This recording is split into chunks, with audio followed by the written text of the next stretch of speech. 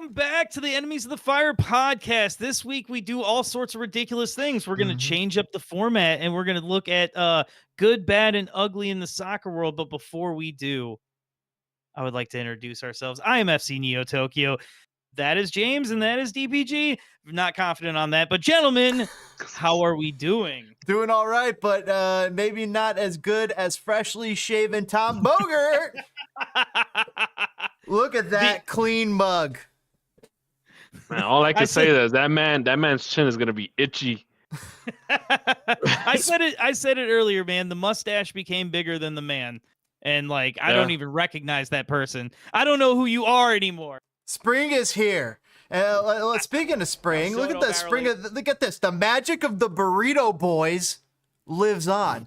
El Farolito, a San Francisco-based amateur team named after a local burrito spot, have upset USL Championship side Monterey Bay FC. For the second year in a row, the Burrito Boys are making magic in the US Open Cup.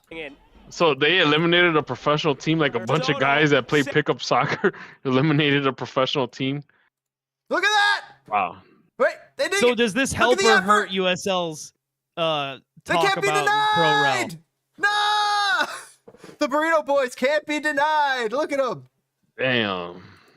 I'm saying, does this prove USL right or wrong about Pro Rel and their need for it? Maybe. You know, maybe. If they need more teams, there's a team right there ready. The Burrito Boys, it's a big pick them country, up. but not a lot of players. Speaking of a big country, not a lot of players. You got England, Wrexham reporting in a whole lot of money. Wrexham doing really well, but weren't you saying something, Toke, that they were getting in trouble? Yeah, we make a lot of money, but we spend a lot of money too. No, I saw that some environmentalist groups are a little upset about the excessive use of private jets for a very small Welsh soccer team, footy team. So, you know, you gotta take the good with the bad. We've talked about Wrexham a lot. Very happy about the investment, but like sometimes if you've been rich for a really long time, you lose touch. Yeah, you do. Speaking of taking the good with the bad, Peter Vermes out at Kansas City. He's out. There goes. And he's been there for a long time. I mean, might come up later in the show, but what do you guys have to say about our little memorandum on Peter Vermes?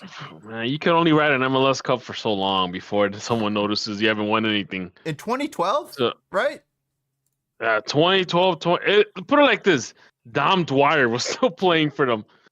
But he won 3 U.S. Open Cups. In 2012, Vermes won his first piece of silverware. And he won his third trophy in 2015, Lamar Hunt. So he won 2015, but that was the last time.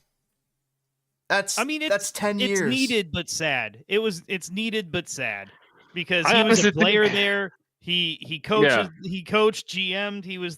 He really turned them around. They were a joke for a little bit after they won in 2000. But isn't Peter Vermes also a bit of an indicator of the problem inherent within MLS? Like the issue that like mediocrity, it can be so acceptable over a series of a decade to the point where the fans had to write a letter saying, we can't deal with this anymore. And how many letters did they write? Here's the thing though, with Peter Vermes, you kind of get the sense that the game has passed him by. This league has passed him by. As he hasn't won anything in 10 years. And I felt that the Kansas City's team was just kind of hanging on for the most part for the past 5, 6, 7 years. Like they haven't really done much. I heard a stat that they were the oldest team or one of the top 2 or 3 oldest teams in the league for 5 straight years. Well, think about this. Is that ownership hamstringing him? You know, is that you not giving him the bullets to go in there? Sure that he's got a gun, but like, what if his gun's from the 1800s while everybody else is using M16s? It's the proof that you can't do both jobs too long. Like if Greg is Joe's, you know, Sir Alex, we better hire a GM too, because this is the example. You burn out eventually. Have you guys heard of the Bela Guttmann rule in soccer? I have not. No. I mean, I've had to have brought this up. I've had to bring this up in a past podcast. The Bela Guttmann rule is it's a curse or a belief that named after this coach named Bela Guttmann, or Bela Guttmann. That basically he would only stay in a place 3 years, and after 3 years, his words would kind of ring hollow. Like his teams, he would come in, they'd win, and then in that third year, fall off, and that's usually when he'd take off and move on to another club. And then he was reincarnated as Jose Mourinho. Oh man!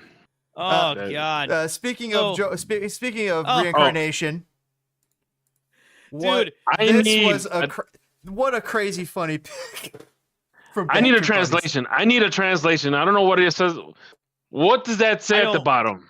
I don't need it. I don't need it in my life. I need you to translate. These accounts are cringe. And then he tried to get in on it.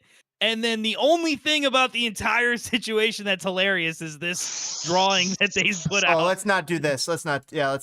I'm going to blur that. Thank you, James. Thanks for giving me something to do. Yeah, you're welcome. I just got. But all the same, I gotta admit though, this is fucking hilarious though. It made me fucking. Oh man, I saw that and I'm like, wow. Someone took it to the next level. Yeah, they definitely did. And speaking of taking it to the next level, and color this in the good column, Xcaret Pineda, younger sister Mauricio, was just called up to the under-23s Mexican women's national team. In the last month, Mauricio has started 3 successive Chicago Fire games. When? And younger brother Rafi made his they must have meant stars with Fire. Dude, 2. How many more Pinedas are there? Because I remember the original one, Victor. Oh, then Mauricio. Never mind, my bad. Now the sister. Mauricio has been a great player for the Fire, though. He's been very useful, very versatile, able to play multiple positions and in like key spots. And it's never really him that's failing when he's out there. I feel like it's more so a breakdown around him, but it's not usually at his fault if there is such a breakdown in the defensive end. He's become our Fabian Herbert, basically. The Swiss Army knife. You're right. Sorry, I was so confused when I read this. No, because didn't he have an older brother that didn't work out? Yeah, Victor. Victor. That whole family's talented, man. And I think I will never speak bad about probably 99% of the kids in the late 2010s who were like academy kids or younger players here because they were given no help. I mean, the best one of the lot. Can you imagine? Can you imagine how many gems you might have lost through that whole, out in the wilderness period? Oh, it's ridiculous. But no, big ups to her. Congratulations. Now, does that mean if Pineda was called up, he would play for Mexico? Because he is eligible. Didn't he get a friendly call? No, am I crazy? Yeah, maybe maybe it was youth teams. I'll Mauricio look him Pineda up. was I mean, on. there he is with an American flag. There he so. But his sister is over here playing for Mexico. What are we supposed to think about that? Well, no, I mean, I mean, he's not what gonna. Being a dual national is, know. Yeah, it is. It's part of the deal. I mean, like, if you're talented enough to be able to get called in. So yeah, I mean, they're what from a family. Bolingbrook. It's like the Reynolds. Yeah, he's from. They're from Bolingbrook. So definitely, local to the area. Hopefully Victor's doing okay. Big shout out to Victor. I mean, even after he left the Fire, he had a stint with Indy 11. So, I remember that now that you said that. Oh, you remember? I can't wait to talk about Indy 11 a little later. I'm not really seeing anything too much about. Well, you gotta put Victor Pineda, Chicago. He's not played since 2017. He played in Orange County last. That was a hot minute ago. Oh, yeah. Fort Lauderdale Strikers. Yeah. God, I love the lower league team names, man. He was an IMG Soccer Academy product too. I love that crest. That's awesome. So old school. Like the font. I like it. Bring it back. Bring it back. Wait, was that the Hold on. I am so sorry. Go back. Was that the NASL when it was still alive? No, yes. Go down one. Yes, it says that last played Oh my in the God, North American dude. Soccer League. Victor Pineda played in every league in America. He played in the USL. He played in the NASL. He played in the MLS. MLS. Like he. Wow. Wow. Good on him, man. What the things you learn. And speaking of the things you'll learn to come right back here. And for the good, the bad, and the ugly here with Enemies of the Fire, make sure you guys kick that like button. We'll be right back here and help us hit our goal of 500 subscribers before the end of the season. Appreciate it. See you on the flip side. Be right back.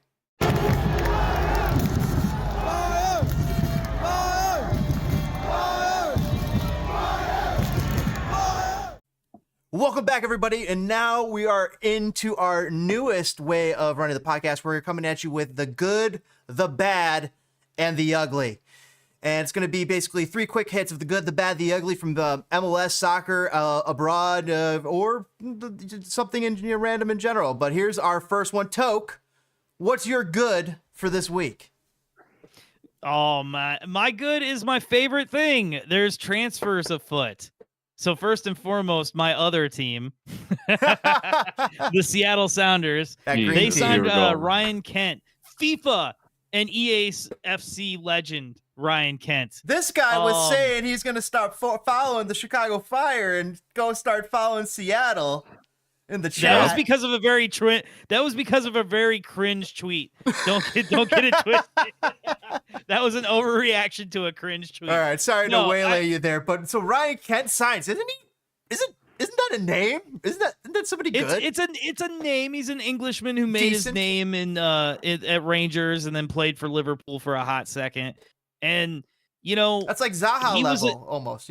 Maybe. Ooh. Would you say Zaha eclipsed him, or I would. I would not say he's on Zaha's level, but I do love I favor fortunes the bold. But anyway, I'll say this. He said that because he was a free agent for a hot minute, and he said he turned down deals because he wanted to make the Seattle deal happen. So this man is motivated to play for Seattle. Baby. Why? Either that or that was the only deal that was on the table. Did he not want to deal with promotion relegation? Is that why he was like, I could go to Seattle, not win anything, and be just fine? Are you kidding? Dude, this man has played for Rangers and Liverpool. He's like, Rella, what? What is that? I've never heard of this thing. What? Yeah, you got a point out there. In the first division. There you go. Anyway, second big piece of news. Not even that one that you're pointing at. Thomas Mueller is available, and I'm terrified. I'm fucking terrified. You're not titillated by Thomas Mueller, like the hero of the 2010 World Cup. What year is it? It's 2025. That's Mario Götze. It's 2025. Yeah, keep in mind, just listen to yourself. 2010. Last time I checked, we're in 2025. I was going to say 2015. 15 2025. years later. And he was one of the great players for Germany in that cup. And so it's actually incredible. What an incredible career for Thomas Mueller. What a stud. I would have loved to have brought him over here during the Bastian Schweinsteiger years. That's when it made sense to bring him here. Now in 2020, and that's back in 2018, boys. That's back in 2017, 2018 when Schweinsteiger was here.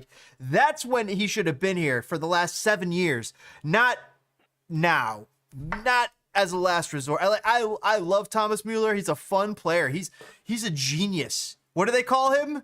They have a whole name. The Romhunder, the Rommeister or something. That was the Rom. He invented a position. Yeah, it's they're just what do you play? And because he's just so smart and how he exposes. He just plays everywhere, basically. He exposes people. He exposes teams. He brings people out of sorts and disrupts. He's such the ultimate disruptor. And the goals that he would score, you remember these goals? He would score with any part of his body. He would just make it happen. He would will it to happen. He was a great player, but I do think he might be past his time for MLS. And then again, MLS, there's no pressure of promotion relegation. So really, why not? I'm totally what do you have to against lose? it. DP. If you sign him as a DP, I guess you lose a DP spot. But if you get him for TAM that's money, a very expensive DP spot. if you get him lose for TAM any money, counterattack in the it just Yeah. I don't want it. I'm not a fan. Mhm. I've never been a fan. I've never wanted any smoke. I don't want it. I don't just Why? don't want it. It's we don't need the space interpreter, right? Right. We have a Brian Gutierrez. And even if you sell a Brian Gutierrez, you don't think that Thomas Mueller right now is better than Brian Gutierrez right now? I mean, probably. I'll put it this way: He probably is better.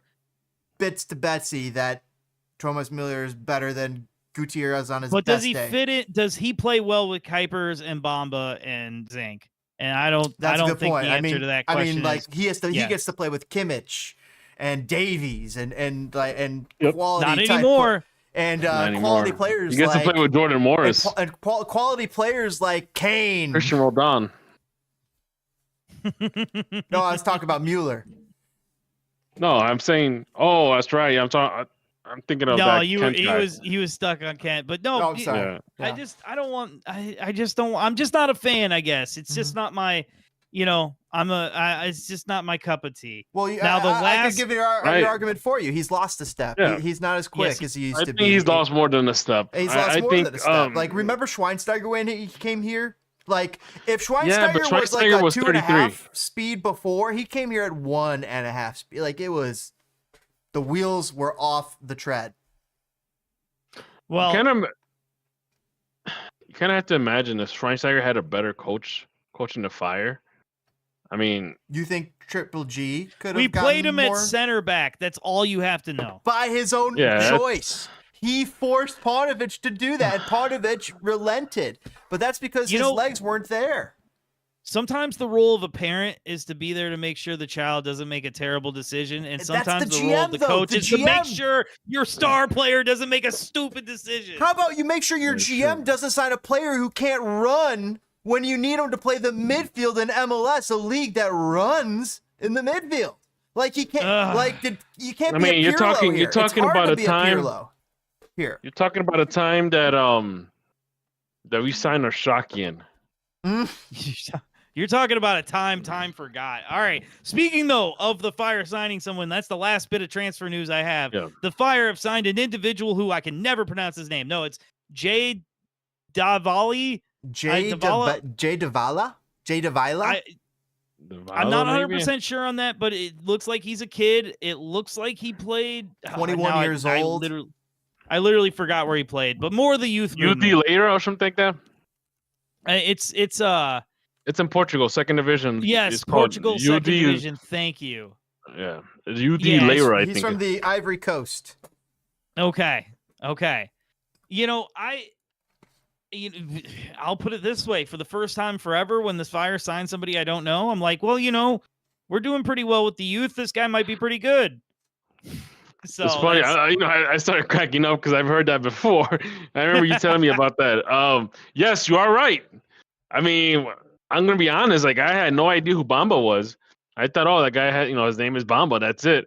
And look what's going on. Oh, man, the FIFA players know Bamba. Bamba's another FIFA hero. So the scout. So the same scout who found Leonardo Barrosa is the guy who found Jay Avila. So that is what has me excited. The fact that scout found, to me, one hell of a freaking player for the Chicago Fire in Leonardo. And if he thinks that he found another in Jay Avila and he strikes you're going to get an explosive player, man. Pot a goal again and pulls it off again. By the way, this guy is 6 foot fucking huge. I think he's good luck trying to defend him. I think he's he's 6'3", I think. He's 1.91 meters.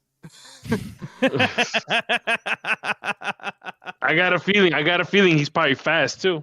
He's 6 foot he 3 is feet. 6'2". He's 6'2", 6'3". He's moderately. I don't know if he's fast, but he sure is tall, and he's got a stick to boot. I was watching some. Barroso is on the right side, and that man be running laps back and forth from one end to another. He was a bit of a Barroso specimen has too. Been a revelation. He looks like ripped.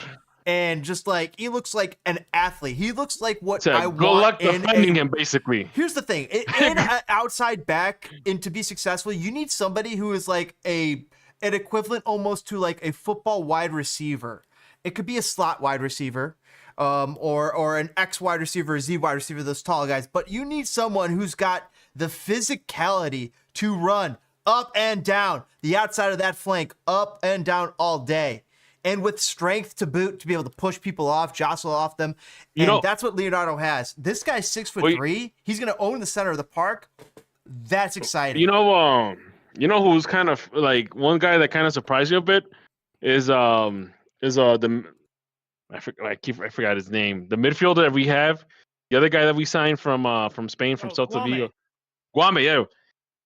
He's fast. Oh, he hasn't really gotten even to play yet. He looks like he's all muscle, and I'm thinking, okay, maybe this guy's more of a physical presence. No, he almost got another one this weekend. By the way, I was there. Dude takes off. Yeah, that dude takes off, man. Like I saw him sprinting. I'm like, oh man, nah, that guy's fast. Good luck.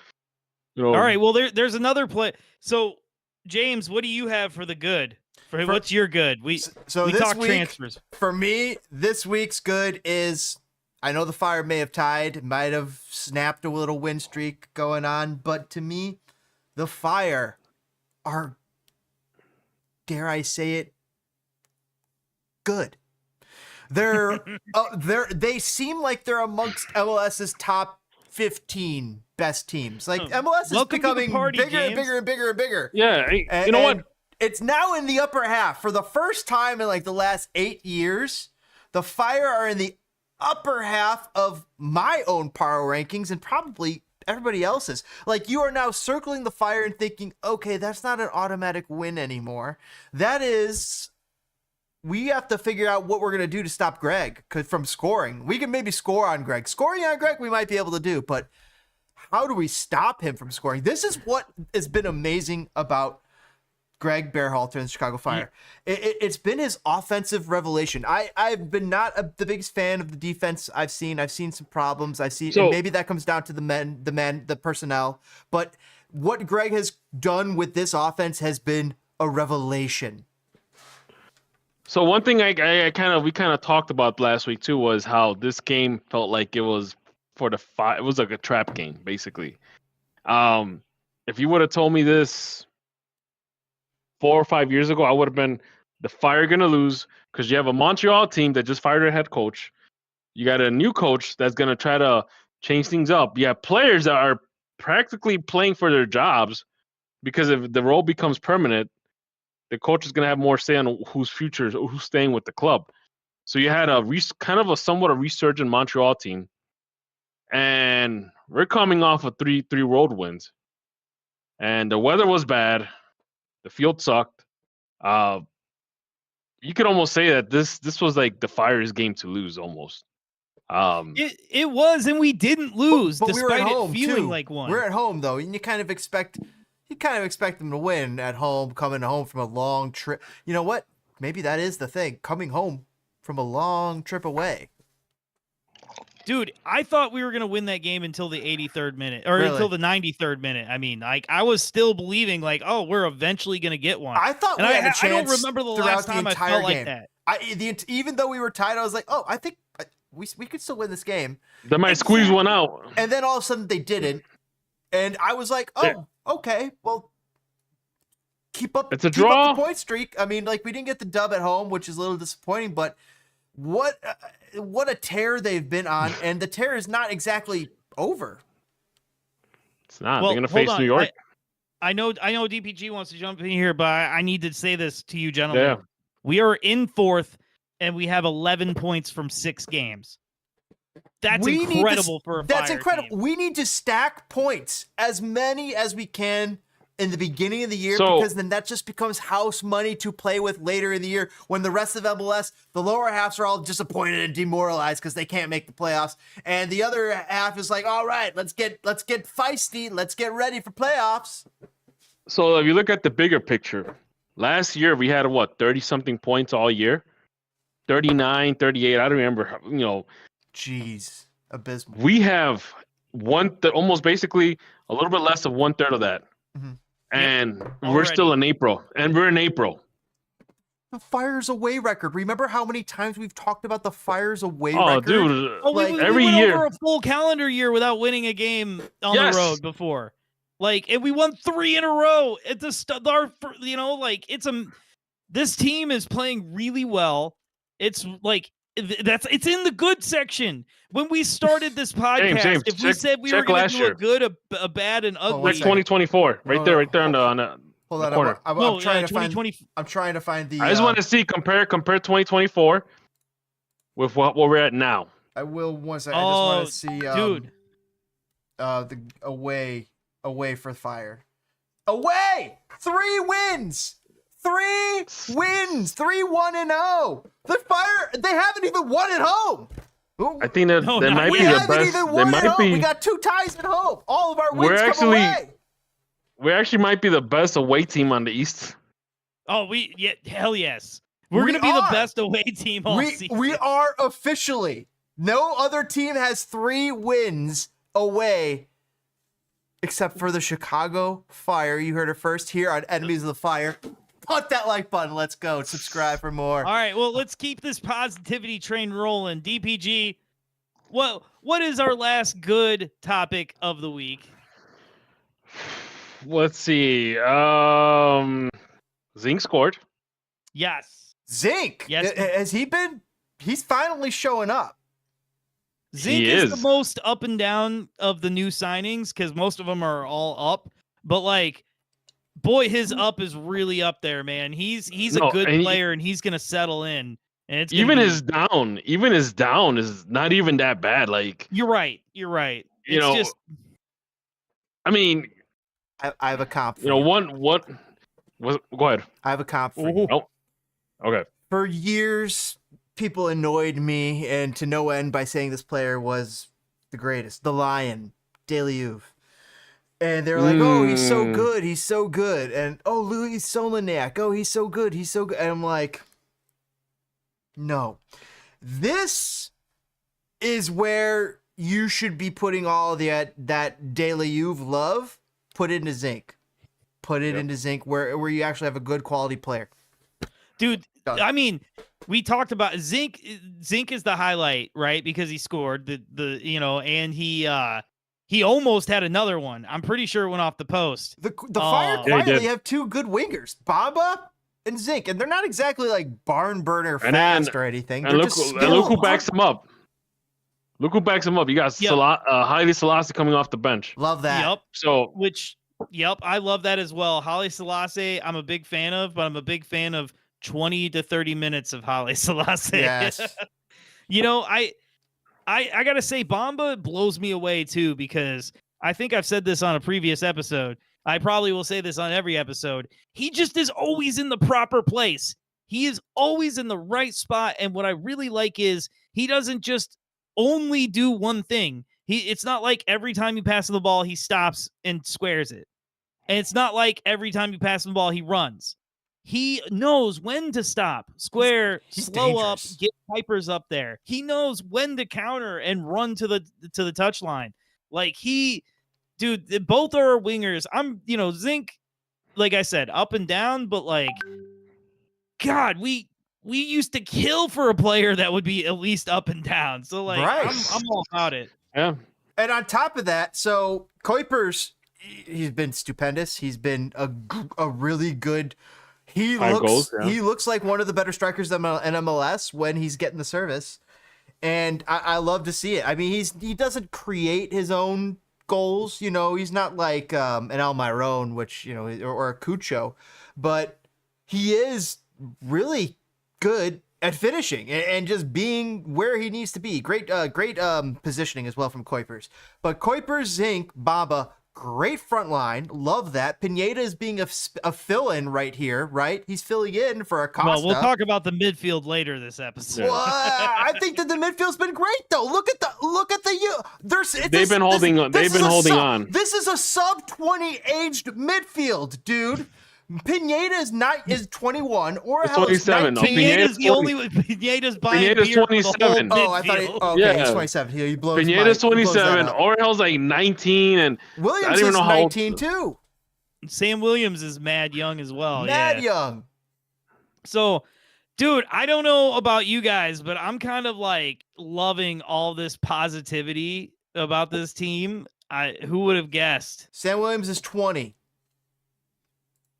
We're off by 1 year. Still, he can't even buy beer yet. So Hey, listen, he's 20, but he can still get into some of the clubs. But that's how that's where this team is. This Greg is putting out a 19 and a 20-year-old and getting results where past coaches just wouldn't. I'm telling you, Greg is a step above any coach the Chicago Fire have had, and he's really what this good is about. It's Greg Berhalter. He's the difference in this entire Fire equation.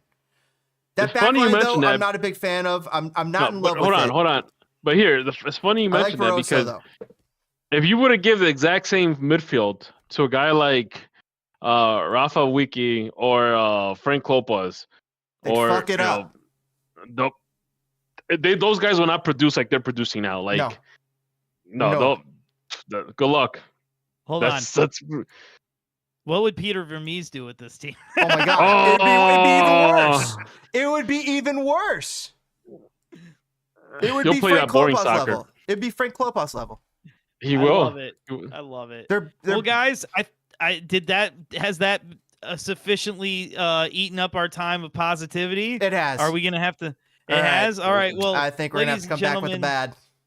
Yeah, we're gonna come back with the bad. I'm sorry. It's going to be all bad, baby. So stick around. Bad to the bone. Put that like button. Be right back. Subscribe for more Enemies of the Fire. And help us hit our goal of 500 subscribers. Bad to the bone. Be right back.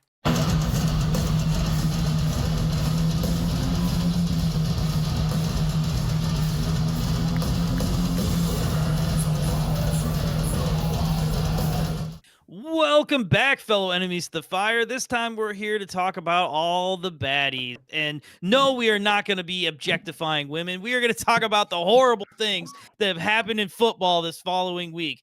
DPG, what was bad to you? What was stinky and horrible?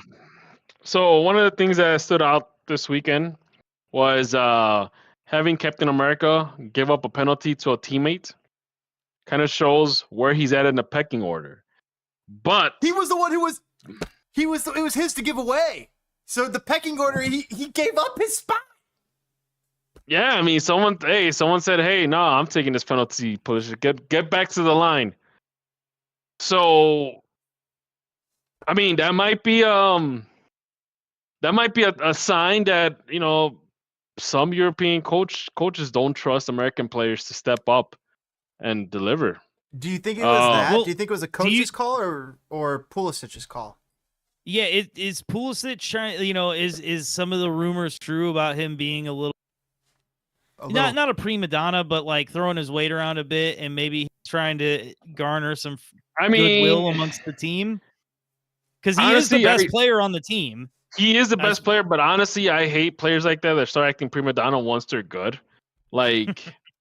I get it. There's people have egos, but there's players that they're just stone cold, man. They're just, you know, they're just good, and you wouldn't even tell, you know, that they're good. They're just like machines. Do you guys know what's crazy to me? The fact that I agree, and I think that everybody else would agree with what you just said, that Christian Pulisic is AC Milan's best player, yet he gets no love in FIFA. Look at this. 85 for Rafael Leao. 86 for Theo Hernandez. 87 for Mignon. 82 for Kyle Walker. 84 for Tidiane Rendiers. 84 for Christian Pulisic. He's the best player on this stinking team. So here's the thing. And here's Toke, kind of an issue that's going on. Toke, you are right. He is world class. So I always felt that Christian Pulisic was like the prototype player of what American players could be. Mm-hmm. He is the first. You know, he not the last. Maybe this. Speaking of what you're saying about him being an American, maybe he's just displaying a little humility. Well, maybe it's just him it's like, hey, it's not my. I've been off these past few weeks. I'm still not right there yet. Take this penalty, but you better believe next week or the week after that, I'm fucking back. Well, here's the thing, though. Maybe it's one of those. When players take penalties, they could take them because they're just signed penalty taker, or a lot of times what coaches would do, they'll use that opportunity to let a guy that hasn't been doing good the past few weeks kind of get his confidence back. That's what I heard about this. Well, who did he give it to? Did he give it to Jimenez? I'd have to look it up, but that's actually because it was to a player that had been struggling lately. That's who took the penalty. So, yeah, who scored the goal, right? Yeah, they don't show that. Oh, right there it says, Hammy. I don't think there have been boys for a hot minute. I don't think that was that game. I think it was this game. Oh, it was this game versus Fiorentina. Okay, well, either way, sorry, it was a you know what's game. funny is there's times Napoli. you don't know, like there's crazy bets, like maybe because Luka Jovic. Huh. He gave up the penalty to Jovic. That's what it was. That's kind of so here's the thing. Like I said before, Christian Pulisic is a prototype player of the American player. Like, I honestly think that we're not at that level where we can make demands. We're not. We're barely getting through. We barely just broke the glass ceiling with Christian Pulisic. I firmly believe that the next generation of American players, the bar is gonna be set even higher. Right? Now there's a possibility that you might have players that might become club legends in Europe. You might have like the proto Eric Cantona was for Manchester United type of player. That kind of situation. We have that, Serginho Dest. No, not crazy. All right, because at least Cantona threw a karate kick, but he was still scoring goals. Serginho Dest just catches red cards. That's all it is. Pulisic throwing karate kicks, though. Dude, I don't. I don't get this hand wringing about where we are. I mean, we have some talented guys.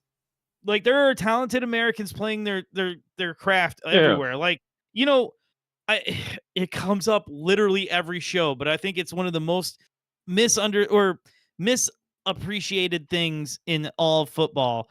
The Jordan Morris theorem. If a player is happy, so like Brendan Aronson is kind of like bossing up at Leeds, he can start making some demands, but he can't go to AC Milan and make any demands. Right. It's all about where you are on the pecking order, where you are. I agree with a lot of your ideas and some of this, but so when you talk about pressure, so there's outside pressures, there's inside pressure, and then you need both internal and exterior pressure to be able to formulate that diamond. Those conditions don't currently exist in America in the MLS, right now. No. It doesn't exist in America right now. I mean, Christian Pulisic is a miracle. There's miracle players that evolve, that come out of certain places. Like there's been players from Man United, that came out of like an island nation in the Caribbean, and they're the best player that's ever played for their nation. It just happens to get kind of lucky with genetics and also talent, mentality. There's all these things that play into it. But here's the fact of the matter that's up against the American player from the get-go is the culture is just not here. That inherently puts a pressure on success for soccer. Like, did we just creep into James's bad topic? No, we're still talking about. We're still talking about here's player the thing. talent. Here's the thing, though. The player talent is not going to be. The pressure cooker in America is there, but it is not to a point where it releases after a certain point in the American system, where that actually just ends up getting ramped up in the British system, where they have these tiers of systems of promotion relegation, where there's these ways where a player can work his way up through his football team, and then he gets noted and scouted by a different team that was higher up, and he gets plucked over to them, and so thus begins their travels up and about. And that's how it happened for Jamie Vardy. That's how it happens for a lot of these players. And that conditions don't really exist in the pristine shape in America. Yes, there's college. Yes, there's rec leagues, but it's just not the same at pressure as promotion relegation, because hey, you're in college, you're getting a degree, you're studying for something. You're doing, it's not just about your sport typically. Like they say that only 1% of NCAA athletes, sports athletes, ever go on to play professional sport. It's a very small percentage that that you see playing in the March tournament that ever get drafted by the NBA. And so true is it in America but that's the thing. in America, the conditions are set up for basketball. The conditions are set up for hockey, for football, for these other sports, baseball even. But it is not set up for the sport of the future, and will always be the sport of the future, soccer. That's a joke, because America is just, we are held back by a few different things, and a lot of it has to do with the greenbacks and the money. But the U.S. at the core of it is the talent is not getting the best coaching. I'll talk about that later. The talent is not getting exposed to the best conditions to make them desiring this, and also sending up the rest of the team. The pressure's built up in these teams in Europe where they can make it to the Champions League and get a good payout, a good bonus payout for their team, for their community. Well, it just doesn't exist here. Well, hold on. James, but I'm gonna to add on, what I was going to say is, to add on to James' point, if you look at our starting USMNT roster, like pick the starting 11, all those guys came through academies in Europe. Most of those guys. Pulisic, he went through the Dortmund Academy. He did, but he always claims that he claims he was raised on AYOS or out of Pennsylvania. No, that's fine. But he went to the Dortmund Academy as a teenager, so you're right. He was facing kids that had already been in the program since they were 8 years old. For example, we in this country, we don't have the luxury of putting that kind of pressure on a kid. Like with promotion and relegation, because it is true what you said. That kind of pressure will teach players how to, certain things in at certain moments, and we don't have that. You can literally play in an MLS team and not have to face promotion and relegation at all. You're never gonna face that at all. The most you can probably do is win in the playoffs, and that's it. Well, and I honestly.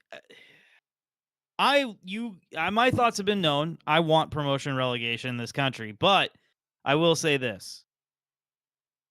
I think there are some things that don't get talked about when we talk about this. Like, I might sound really stupid, but geography-wise, just functional, Luton is closer to London than Birmingham is to Chicago, if that makes sense. Right? So Luton is more like London than Birmingham is Chicago, meaning I feel like you can produce a small town team that can succeed in a smaller country like that with such ease of travel, with, you know what I'm saying? Like, I still feel like, you're going to stick teams, and I'm surprised Utah draws people. I guess maybe I'm an idiot, but like, I really don't, I foresee, even if we get pro rel here, your Sioux City, Iowa is going to still,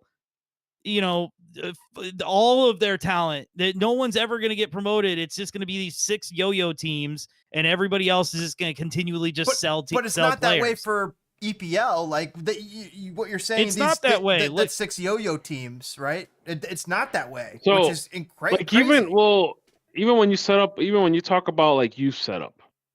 And obviously, like in Europe, you hear stories how, they do have a system where the club you're not going to pay the club to have the privilege to play. If the club thinks you're good enough, they're going to pay you to play, and they'll set you up in their residential there's program. Money there, like there's money. Yeah, I find it strange. Like I don't know. Like I got out of college sports as soon as I wasn't college age. And to me, it seems weird, like even now, to be like, let's go watch a bunch of 16-year-olds play for Fire too. Like I can deal with the 1 or 2 17 and 19-year-old who's come up to play with the men here. Mm-hmm. But like, it just starts feeling weird when you're watching kids. So like, but over there, that is industry. And by what you're saying, and what you're saying by feeling weird is it feels not legitimate. It feels. It just feels like, why would I care about this? Why am I putting any pressure on these people? It loses the air of legitimacy and professionalism, because you're dealing with, the purest form of amateurism when you're dealing with, 16, 17, 18-year-olds in general. And really the cream of the crop, 18, 19-year-olds that do break through, you can name it on the Chicago Fire or Hell. and Sam Williams, those times those players do break out, that's great, and it's fantastic and great for them, bully for them. But here's the other thing that's facing them. They're never going to be relegated. Sam Williams, Orgel, they're never going to feel the pressure of that. They will only ever feel the pressure of the paycheck, right? Which is the paycheck is a different and the paycheck versus the promotion relegation. It's a different pressure. It really is, because it's just so much more than just your paycheck. It's everybody's paycheck is on the line. Well, we'll go back to your basketball. Again, I'm pro rel, but right. I'm playing devil's advocate here. To your point about basketball, yes, in the year of our Lord 2025, the two best players in basketball are white guys from overseas. I get that. But here's the thing, though. By and large, we still produce the best talent in the world at the sport with no pro rel. But here's the thing. Here's the thing. We're in a country that created basketball. Right. We're in a country that created Dr. football. Naismith.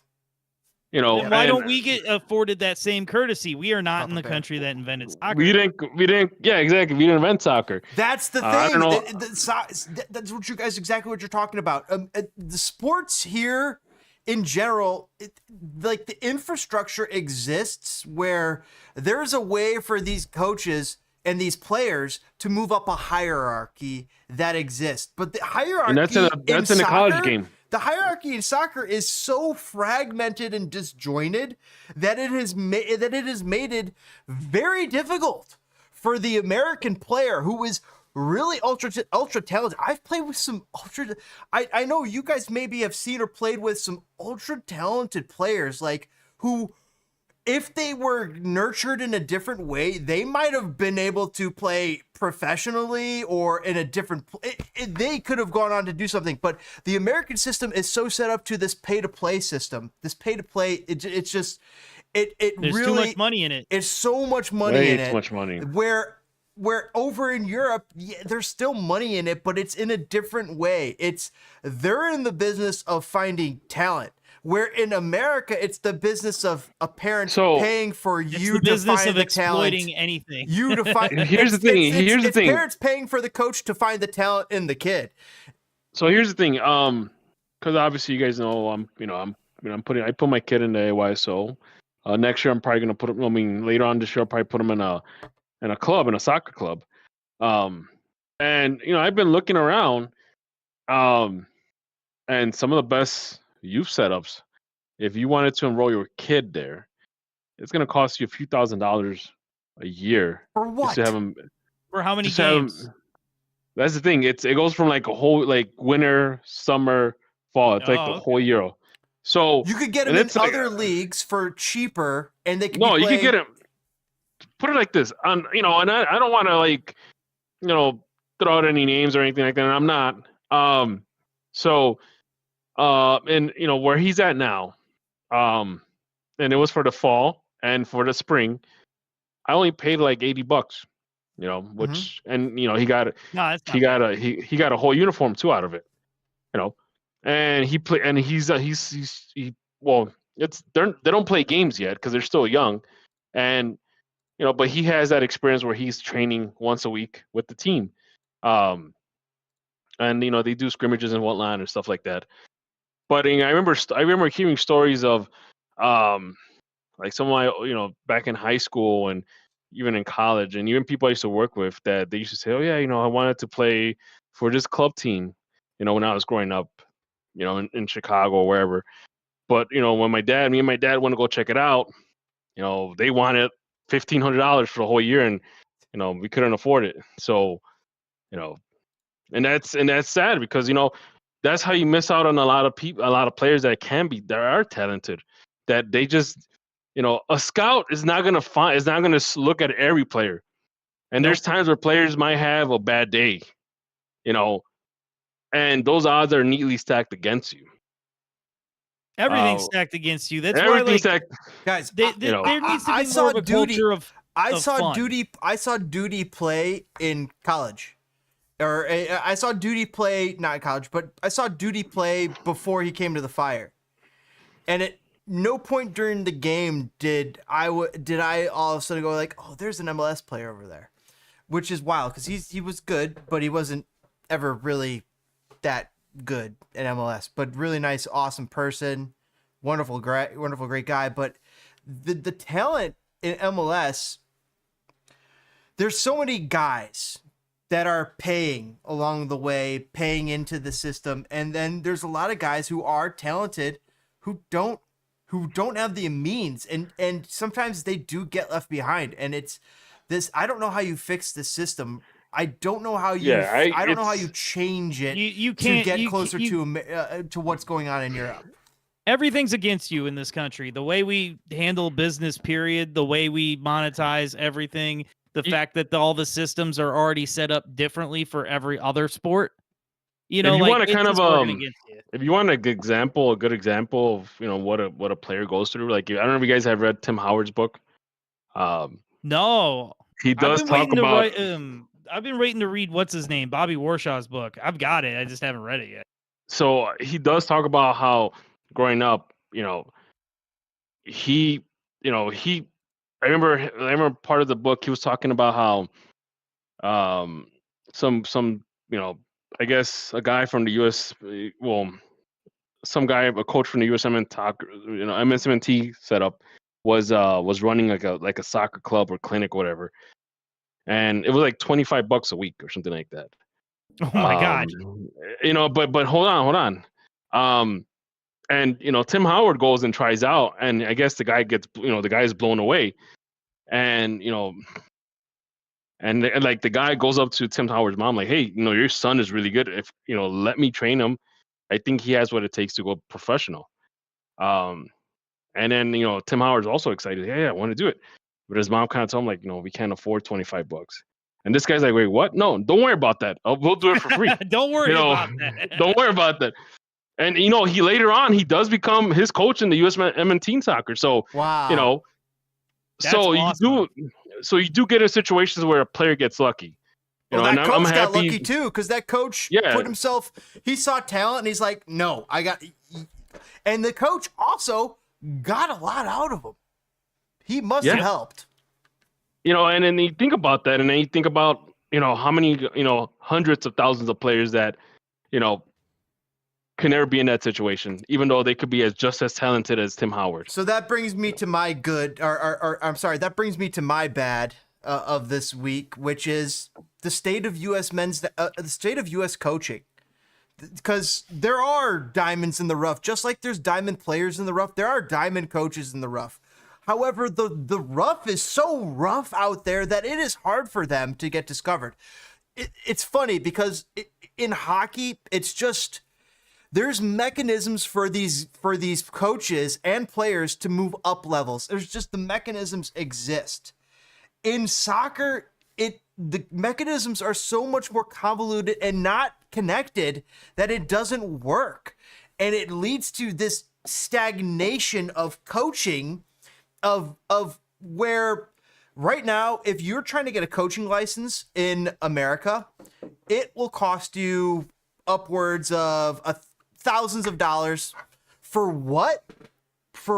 I couldn't tell you, because people who've taken the courses couldn't tell you.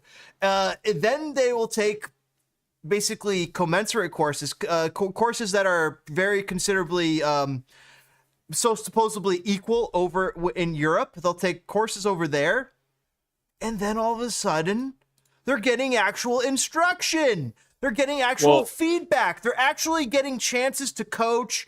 And then literally in the middle of the session, if they're doing something wrong, the people who are grading this person go, stop. No, this, that. All right, fix it like that. Meanwhile, when they're getting the same coaching license over in America, basically the same considerable coaching license in America, they're like the people who are watching are just like, yep, good. It's just think about this. I mean, this has to do with that promotion relegation. Isn't that the breeding system? Isn't that what Justin Marsch did? I would love to hear what Justin Marsch did, because the breeding system. Long story short, the breeding system for coaches over there is just so much better than it is over here in America. And here in America, it needs so much tremendous fixing before we can ever expect American players to actually be able to be good enough to win a World Cup. So, sorry, boys, count this World Cup out. It's not. Well, so here's the thing. Here, I mean, I'm not confident about this World Cup either. But I'm saying, so Jesse Marsch, when he was coaching the New York Red Bulls, when they were actually really good, he left to go to Europe, and he was actually taking training courses through Red Bull, for the clubs in Europe. I recall that. Yes. They will send him in the off season. Hey, go learn from these guys. And he will shadow the head coach of Salzburg, Red Bulls or whatever, and that's kind of how he kind of learned more. And now honestly, the fact that the USMNT was in a certain different position than it is now, he could have easily been the USMNT coach. And we probably there was a video basically talking about it, like they missed out on me, basically, he said. And here's the other thing, like the reason he said is because he's like they got Poch now, and like he was very respectfully like deferring to Poch, like it was like that ship has sailed because I'm here, and he might be there in Canada for a long time. Like he might be there. Here's for a while. Here's the thing. We'll see. Just because you're a good club coach doesn't mean it's gonna make you a good national team coach. Well, and vice versa. But I want to bring this up too.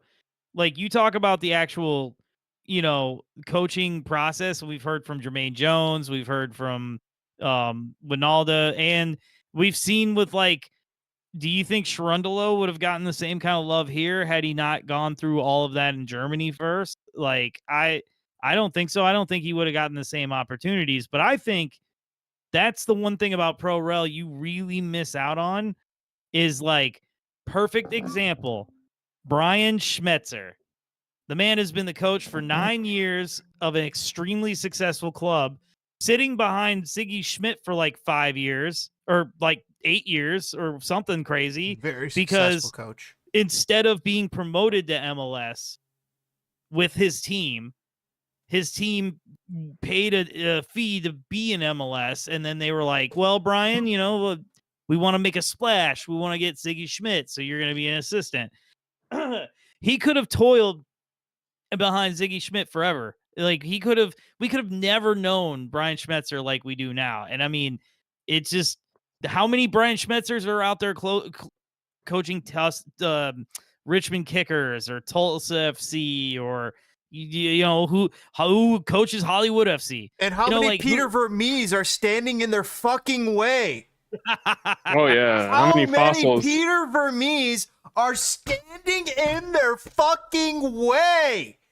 Well, so many coaches that should probably be out of the game, but yet they get promoted upward. It makes no sense. It makes no sense. Like the suck gets promoted along with the good. The good gets promoted, yes, but so does the suck. At some point, demote the bad, bring up the good. Well, I mean, how many chances did a lot of guys get through those early years of MLS? How many? Not Davey Arnaud. Who was how many teams has he coached? You know what I mean? How many teams? It's just the guy at KC before Peter Vermes. That guy coached every team there for a while. Bob Gansler? I don't even know who was.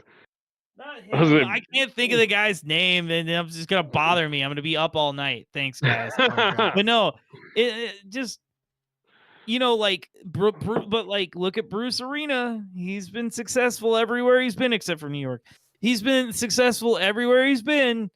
And he's 900 years old. Anomalies and and these outliers do exist for MLS coaching. For every Peter Vermes and another crappy American coach. There is a Jesse Marsch. But wasn't Bob Bradley like Bruce Arena's assistant coach in DC United? Yes, he was. Bruce Arena tree is he deep, was. dog. There's a lot of coaching connections with that. But the fact of the matter is, until America fixes two things. They got to fix this pay-to-play system of the recruitment of talent. They got to change that. It's not going to happen. It won't.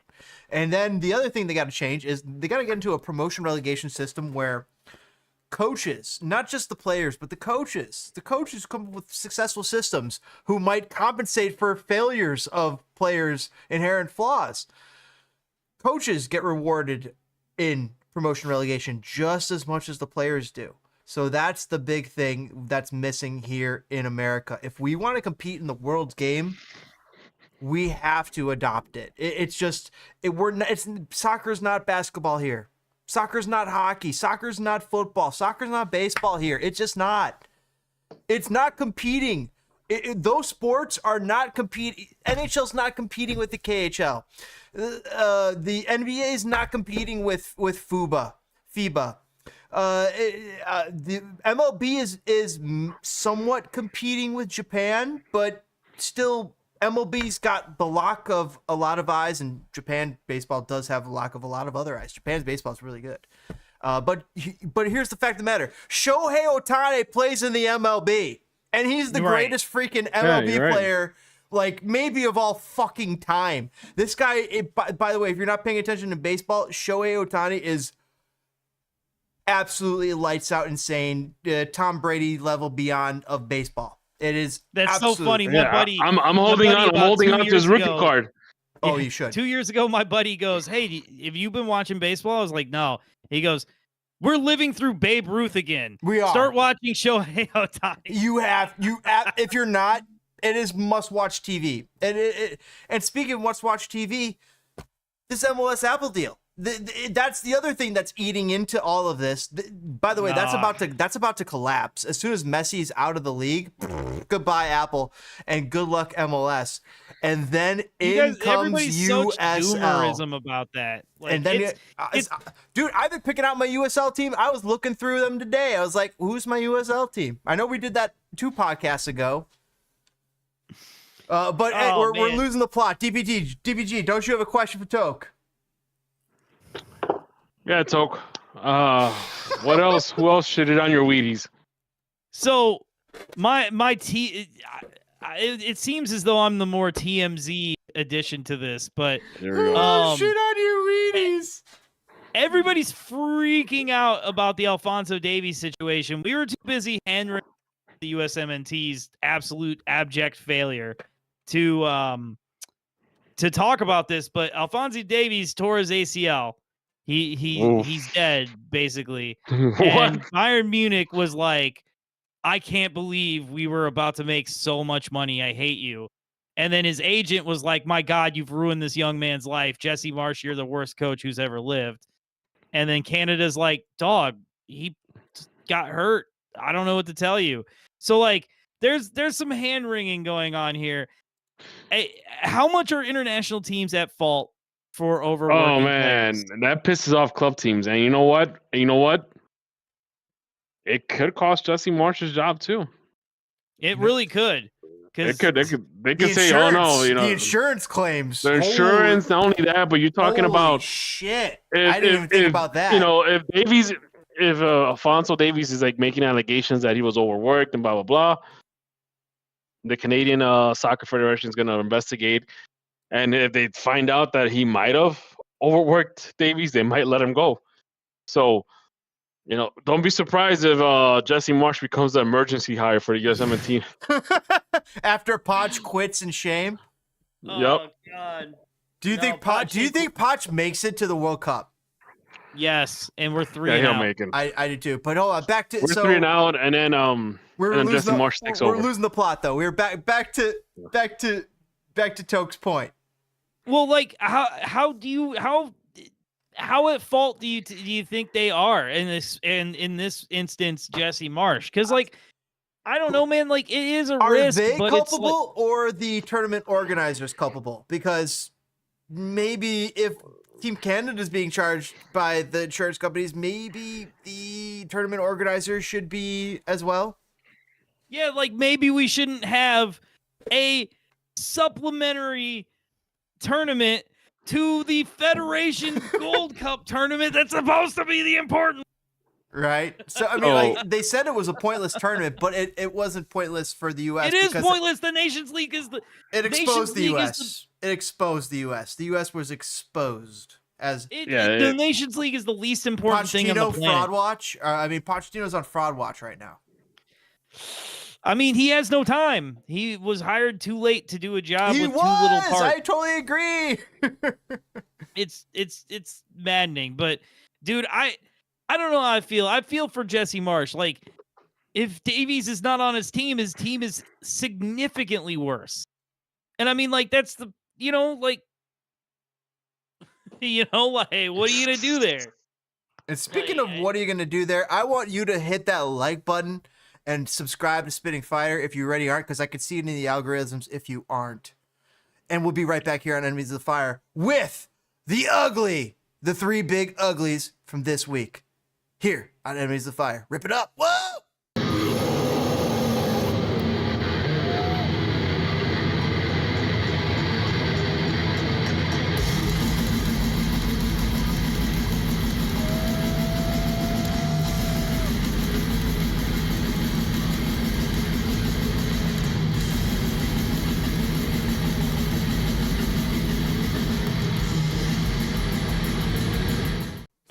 And welcome back to the Enemies of the Fire podcast. So, besides the fact that I'm bringing us back in from commercial, James, who pissed you off this week? What was ugly? What was disgusting? I don't know who let me. James? I don't know who let me down more. If it was the midfield this week, the forwards this week, or the defense this week. I'll say it wasn't Brady. And you know what? Maybe it wasn't the forwards. This week, I'm going to put it down in the midfield. The defense, which I have been harping on. I have been harping on this Greg Berhalter defense all season long. They went out and put out a 1-goal game. You can't win a gosh damn 1-goal game. And it comes down to the service that was coming from that midfield. I'm sorry, Sam Williams, Orahel, Mauricio, Pineda. The Pineda one hurts because you have no real motion going forward, man. No, you that don't. Midfield, it's not bad. Orahel had staked a claim to this, and Sam Williams has been playing so well up until it's maybe Pineda was the drop off that was not compensated for with the loss of Acosta. Maybe that's what it was. You know what it feels like? It's just for showing cracks. These aren't the starters. Yeah, but you know what it feels like? Is when you get on a plane and you start seeing tape around it, and you start asking, and you start wondering, like, what's going on here?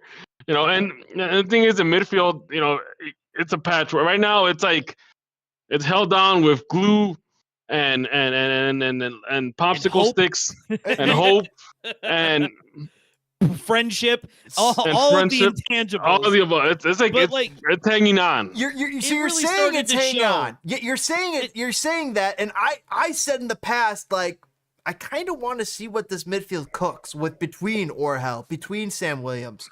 But here's the thing: they lost Acosta and and Brady, or not Brady, Kusame. Guti. So. No, Guti was out. Well, and the bottom dropped off. But they have Kwame. Guys, they do have Kwame coming back. And they just signed this new kid, Jay Diavila, who we were talking about in the beginning of the podcast. Now, they signed basically, that's midfield help. That's midfield help. And it's midfield star. It's not star level DP help where it's going to get in the way of developing Orahel or maybe even Sam Williams, who, I gotta say, 19, 20 years old. Those guys are turning into dependable MLS starters before our fucking eyes. It's absolutely incredible. Yeah, this is in the ugly category, but it's really like it's not that bad. That's the ugly we're dealing with. It's the uncomfortable variances that's going to come along with that, because sure, Orahel's the hero one game, but he's going to be the villain another game, and we're going to have to deal with that because it's all part of the learning process. It's part of the learning Remember process. when we used to give Guti shit like the past 2 years? Oh yeah, because he kind of. Because he kept having good performances one game and then went to shit the next. So the next two. Yeah, dude. And to your point, James, like they're addressing it.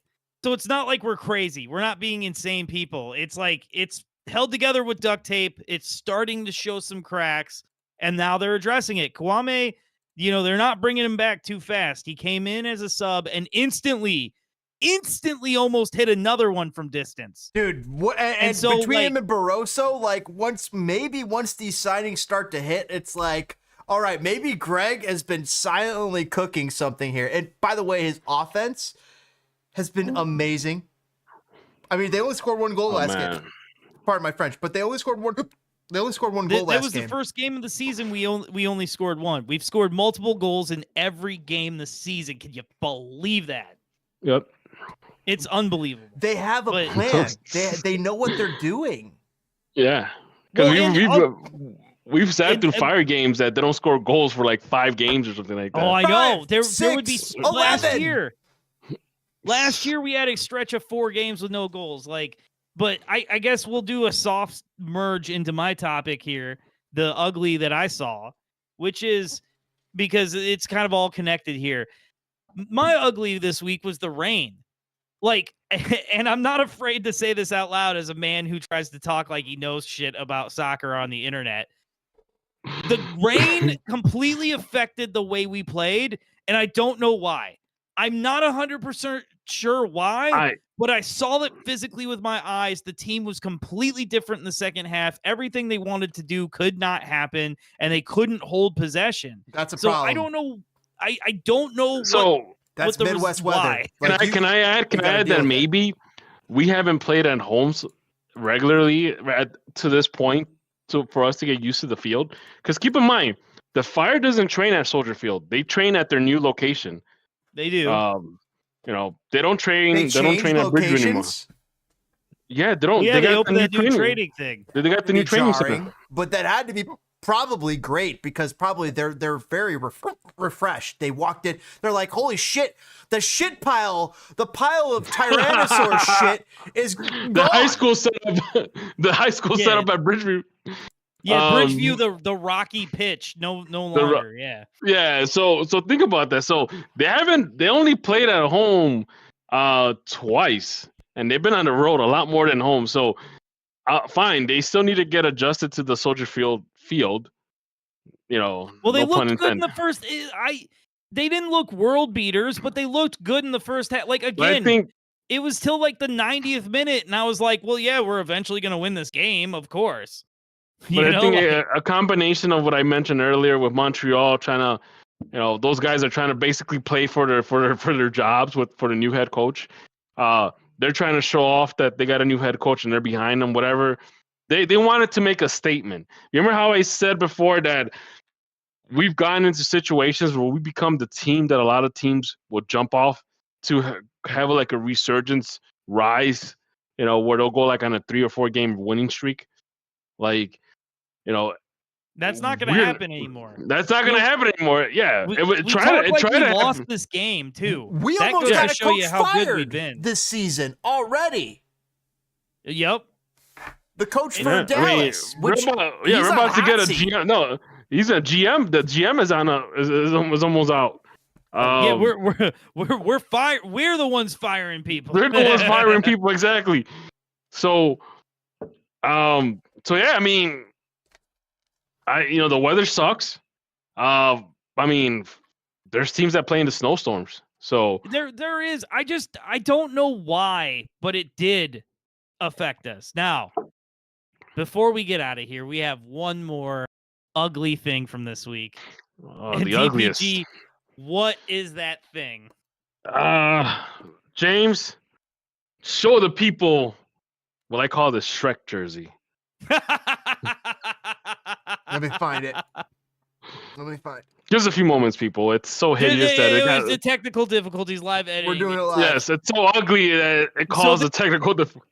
So this is a leak. Did you guys corroborate this, or did you just go off of what I sent you? So I went off of what you sent me. So I think you had it. It's in the chat. Oh, no, not yet. That's not it. I mean, that's hilarious, though. There it is. Dude, but look at it. Look, is that? Yeah, it is. You're right. It is. Oh my god, dude. What? Dude, look, dude, this solves the mystery. Look right here in the upper right corner. That's PPG. Look, what are we short looking sleeves. at? We're looking at a women's shirt. Oh, is that the women's? I thought that was the new Mexico. No, that's the men's, but it kind of looks like a woman's shirt.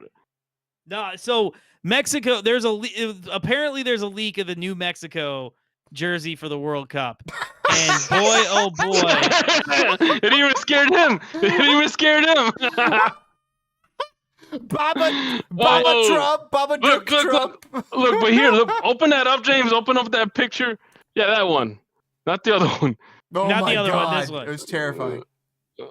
Oh, see, the retro one looks cool, but they butchered the new one. Look how they butchered my boy. Yeah, look at that, man. It's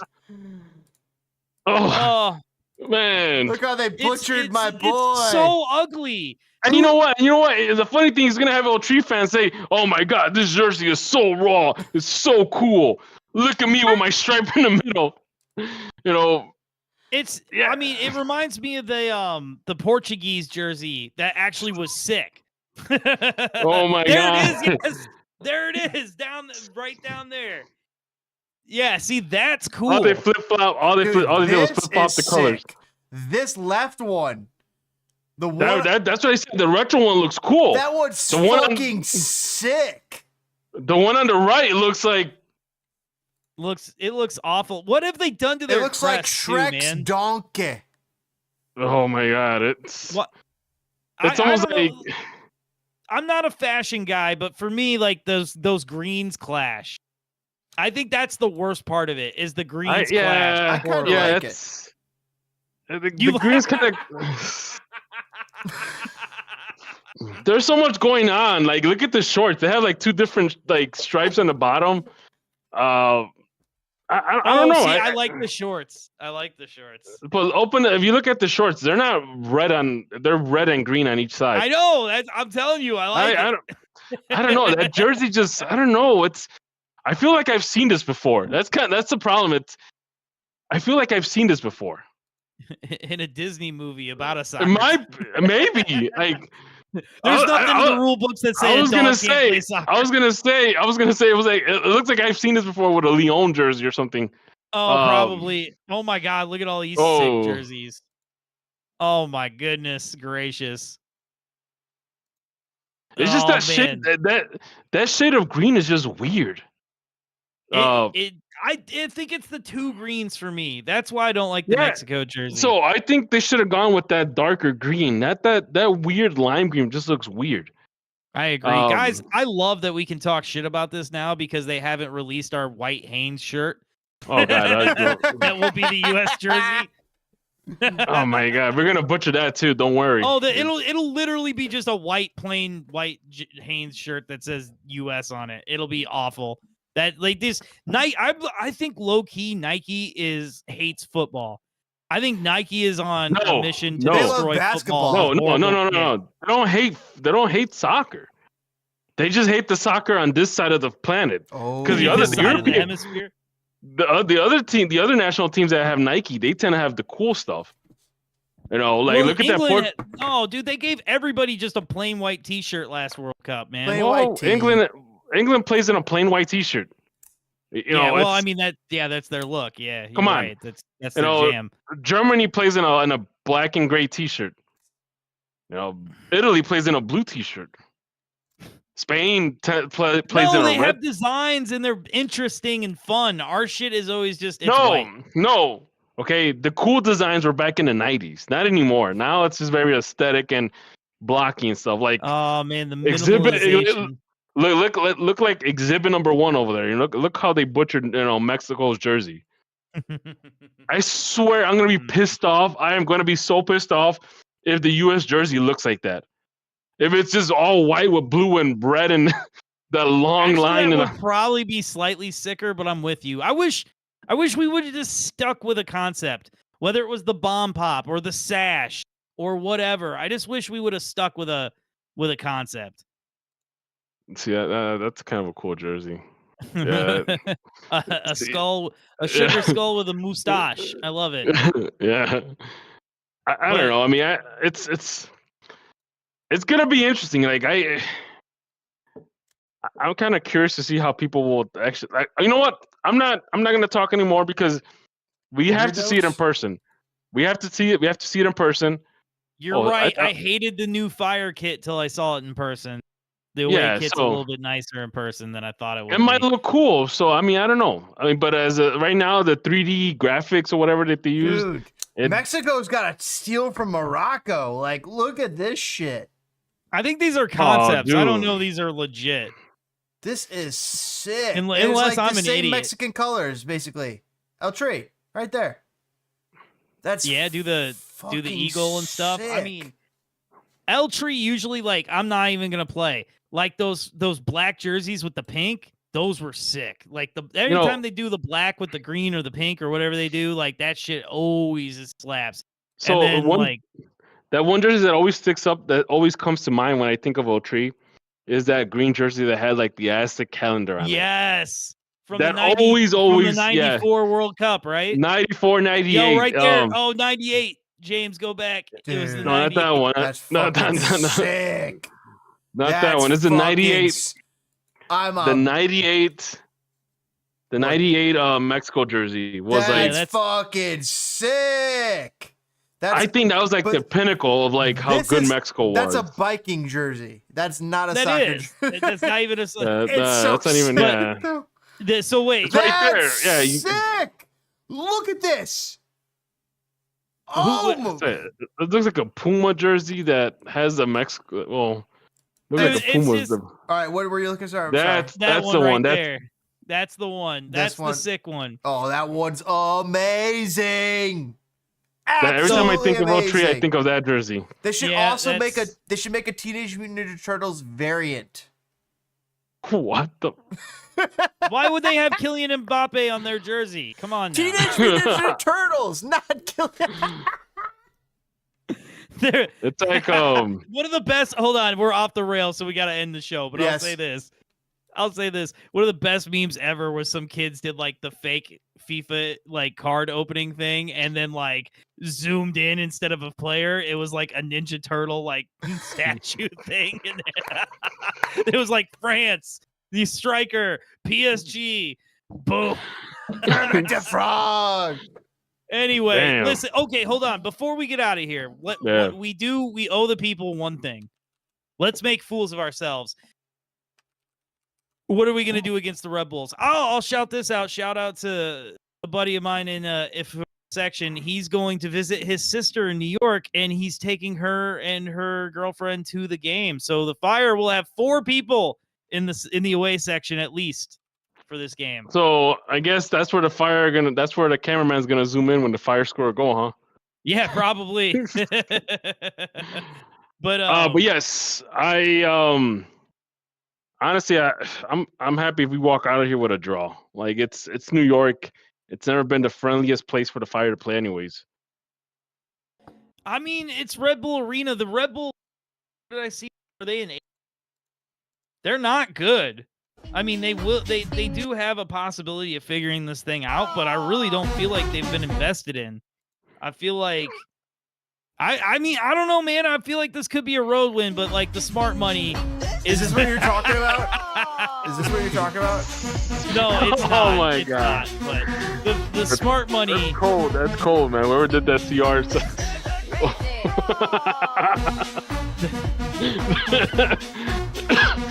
Man, that's bogus. Absolutely. So, what do you got a score? I think it's a draw. I think it's an away game, but we're good on the road. I think this is a 2-2 draw. I think, you know what? I think I read somewhere that, back in the early 2000s, the Fire were like really good on the road and they were like somewhat okay on the home. Like that was their thing, that they were a really good. So I think we might be going back to that again. They all count the same, Dan. They all count the same. Let's win wherever we can. I mean, I'd like to see win. At this point, we can only go up. We've already been to the bottom. Wait. James, what do you got for a score? A DPG avoided the question. Okay, we did ask DPG his ugly.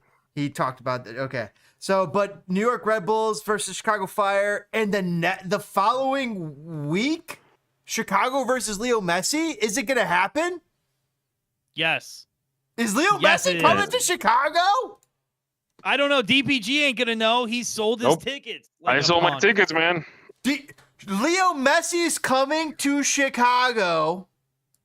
Take James with you, man, because do an encore. No, my girl wants to go. If she wants to go see Messi, tell your girl, if you're not good enough to go with me in the rain, you're not good enough to go with me. You're not good enough to go with me. That's true. If you're not there for me in the rain against Montreal, you can't come to versus Inter Miami. Yeah. I gotta bring my co-host with me. Oh God, I legitimately, James, you do have to go to a game. I have a scarf for you. Anyway, these two have avoided the question. I say a draw. Look, man, I said 1-1. I said a draw. Okay. A draw. This is at Red Bull Arena. By the way, I've talked to Lavelle Palmer, former Chicago Fire player. He said Red Bull Arena, one of the funnest places to play at. The players love it. Apparently. The players love it. A lot of them do. So that has me leaning Chicago Fire because the Chicago Fire have won in every single away game this year except for one. That's 4. One of those was not a win. How dare they not continue that trend?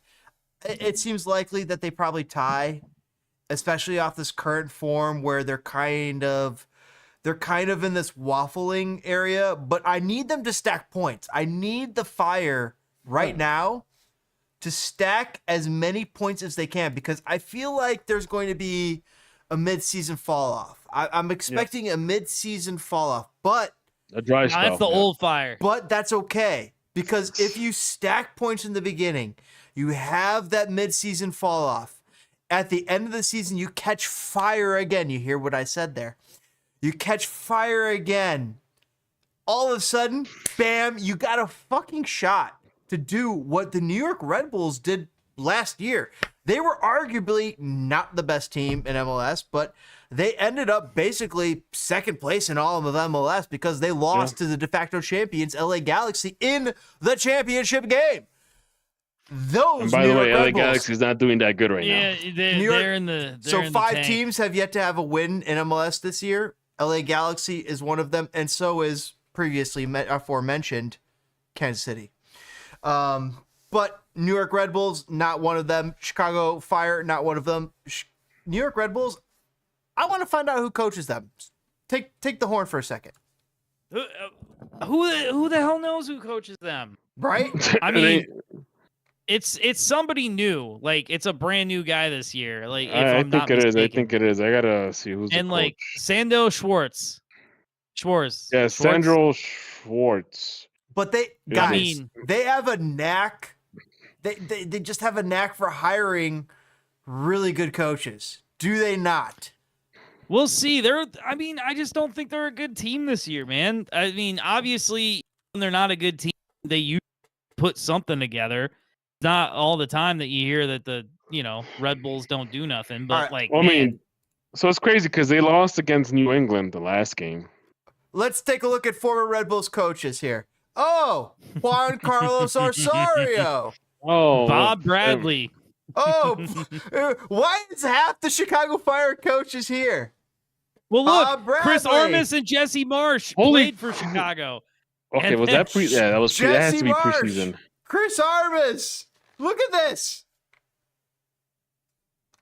Who the hell is Troy Lissetti? I don't even remember. I don't know. Sandro's been there for a minute. I just don't think they're a good team, man. And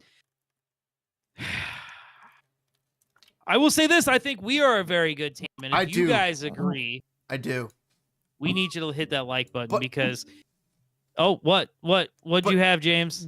Dude, this guy was in the championship game last year. He was in a chance to win it. And now I agree with you. If he doesn't ever end up winning it, he's not going to be getting written into the Hall of Fame, right? But this guy, Sandro Schwartz, good coach. But you know what? I got a secret for you. A little known secret. No. And he actually might be a little bit more well known than one might think. And guess what? He coaches Chicago. We have Greg Berhalter. Look at that face. Fun fact. We're going to face our old play against one of our old teammates. It just attracts wins. Wait, who plays for New York? Look at this anger. Raheem Edwards. He won't be he will not be satisfied without a win. That is the Greg Berhalter I know and love. I am so stoked for Chicago Fire having wait, we're talking ugly. No, we're long past that. This is don't forget. We were supposed to just predict the game and get the hell out of here, James. Guess who else we're gonna see? When we have Greg Berhalter at the helm, I cannot help but predict wins. It is not guess who else? Klopas. It is not the Guess who else we're gonna see? Guess who else we're gonna see? Guess who else we're gonna see? We're gonna see the Father of the Year, Emil Forsberg. Oh my gosh, Father of the Year, Emil Forsberg. Coach's favorite. He's got his jersey. In a sea of racists last season, I will say I was a fan of Emil Forsberg, but no, he's a good player. He's a good player. Yeah, good father too, apparently. Dang, she was smoking. Well, whatever. It's whatever, man. People, you never know what's truly going on in people's lives, man. You really don't. Ghosting. Oh wow! All right, we've lost the plot. We've lost the plot. We lost the plot. I think that's a good time to wrap it up. Oh my God! If you're still here, everybody, we love you. Thank you. Hit that like and subscribe and all that other good stuff, dude. Comments always help. We're here to have fun, so come and join us with the fun. James, is there anything particular other than just click that thing that they need to do with that like button? I don't know, but if you could take it between your fingers, massage it, put a little lubrication on it. If you got to spit on it, just put it, just get it right there, and then he just hock to it. Poke it. You did. And then hock to all over that like button and all over that subscribe button because we'll catch you on the next week. We are here please don't do Wednesday that. Or Thursday. Invest in Litecoin. And we love you guys. We love it. We'll catch you guys next time. We're having a blast over here. And guess what? USL on the up and up. I'm a new fan of USL. Are you? I call bullshit. You don't give a fuck about it. Yeah, exactly. All right, guys. You don't remember one of the teams. The Wichita Ramblers. Oh wow! The Rhode random Island, team. Connecticut. Rhode Island, Connecticut. They are teams. Rhode Island was in the championship game last year. I know this. They hit 600,000 viewers on ESPN. It apparently rivaled MLS Apple numbers. MLS Apple numbers abysmal. It's like they're embarrassed. They don't even want to talk about it. Apparently they might be canning the deal after Leo Messi leaves, but we'll talk about it in another podcast. Guys, you guys heard it here first or last. Yeah, good luck. Good luck to the Chippewa Kickers. And we'll see you guys next time here on Enemies of the Fire. Punt it. Hit that. Help us hit our goal of 500 subscribers.